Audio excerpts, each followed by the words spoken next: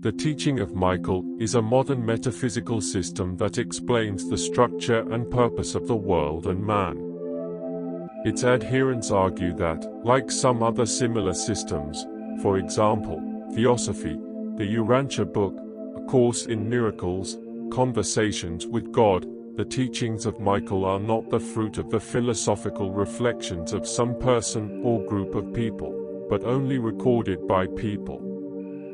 It comes from a collective being, which consists of more than 1,000 souls that have completed their existence on the physical plane. Michael was the name of the last person who, having completed his cycle of reincarnations, joined this spiritual family. Michael's teaching has much in common with the systems mentioned above, and in addition with Vedanta, Taoism, Buddhism, and Kabbalah. But this is by no means another attempt at synthesis. Michael has a number of unique propositions that could be expressed in other metaphysical teachings, but were never developed in any detail. First of all, this refers to the model of the evolution of the soul as part of the Tao, Absolute, in which, after the completion of the experience of life on the physical plane, individual souls fragment gradually merge into more and more extensive structures, collective beings, such as Michael himself, frames and groups of frames.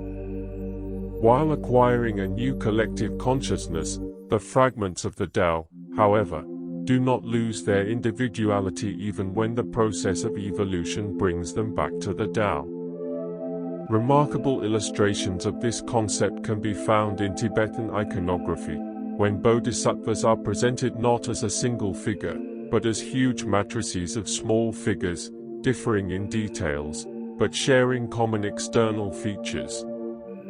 Talking about the journey of souls from Tao to Tao through the 7 planes of the universe, Michael presents an interesting and unique model of reincarnation selves, which naturally leads to a revision of our understanding of the nature of time. The theory of parallel universes is another important contribution of Michael to modern metaphysics. We have to comprehend this aspect of the teaching, and then try to use it in the coming millennium.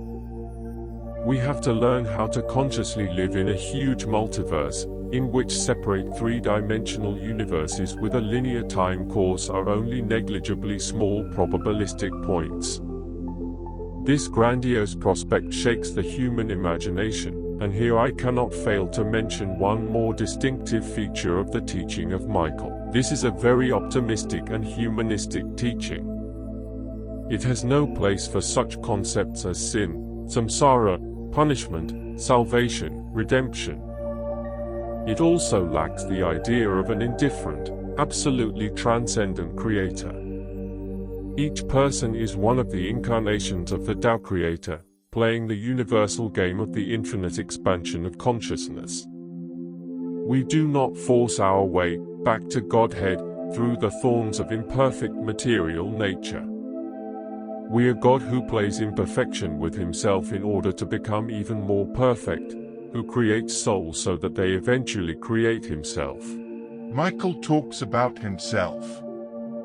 We are a collective being, consisting of 1,050 souls who lived on the physical plane of the planet Earth. Our lessons on the physical plane are completed, and we have moved to the astral plane, and then further, to the causal plane, where we now reside and from where we give our teaching. We use the name Mikhail because that was the name of our last fragment that lived on Earth, about 1,500 years ago. Our teaching is the truth as we see it from the causal plane. Our teacher is the infinite soul. The opportunity to use this teaching is given every few thousand years to those planets that go through a period of active changes in consciousness, soul perception, and the structure of civilizations. The Earth is currently in just such a transitional period. We bring this teaching to you to assist in the planetary transition and to awaken souls ready for higher soul ages.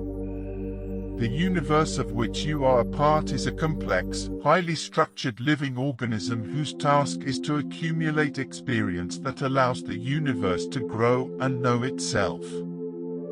This is her main goal. The universe is a game of growth and development according to the rules that the players themselves create for themselves for the time allotted to them for this game. The game has an end and a beginning. When the universe fully fulfills its purpose, it ends and turns into a new structure. We are giving you information regarding the structure of this universe so that you can better understand what particular role you play and what relationship you are with the whole. We also give you knowledge that will show you where you are in the cycle of life experience. This knowledge and its use in life helps your being and your personality to grow. This teaching is not a religion and does not need to be believed in. This information does not need your faith to be true. The only thing you have to do is to choose from this information what you can use for yourself. Blind faith will not help you grow. And a practical test of the operation of these principles can help you with this. We are not infallible. We ourselves are on the path of self-discovery. We do not know everything because we have not yet merged with the universal consciousness of the universe. We can, however, offer you a comprehension of the experience of a collective being who has completely completed development on the physical and astral planes and retains a full memory of these stages.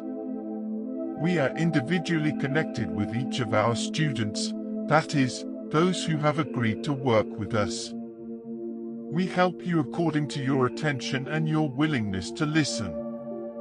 We work not only with individuals, but also with groups of students practicing their lessons. We give students energy and information, you gain experience. We teach through mediums or channelers, people who agree to step aside while we tell them what we want to say. One of the benefits of learning through channeling is that a person can develop their ability to receive through these channels truth, love, and energy from us and from the universe. So that this teaching does not become a dogma, we work through various channelers, each of which can perceive information in a slightly different form. Another distinguishing feature of this teaching is the absence of any tangible authority. We believe that people are already advanced enough to take care of their own lives, and not try to transfer these powers to someone outside. We rarely give advice. We have found out from our own experience that the soul develops fastest by going its own way, and not imitating other souls. What we will really give you is the ability to see greater possibilities. We will also offer you methods for exploring your essence and personality so that you can develop them to the fullest. We believe that any path is good for spiritual growth. In this doctrine, there are no concepts of right, wrong, good, bad. All these concepts are inventions of the physical plane. We only recognize that the rate of growth is individual for everyone. We are simply stating events. We also recognize that the experience of the physical plane is no less valuable than that of the other planes. Being on the physical plane means agreeing to forget yourself and experience separateness in order to grow. Separation spurs growth. As you mature as a soul and complete your training on the physical plane, you begin to let go of your sense of separateness. And then you begin to prepare for the next cycle of training on the astral plane. Our teaching represents being in the form of a circle or a spiral and asserts that none of the points located on them is in any way better than all others. Each dot is just a new perspective with its own life lessons. We are all equally part of the whole, or Tao, no matter how well we understand it. The teacher's role is to remind you of what you already know. In some teachings, it is believed that progress depends on the rejection of the material. There is no point of enlightenment in our teaching, because enlightenment is a state of awareness, and awareness can always be improved. We ask our students to take care of their physical existence as well as their spiritual balance, and to more fully integrate the various aspects of themselves into their being. We train them in such a way that they can experience these moments of enlightenment more often in their daily lives. Michael, November 1984.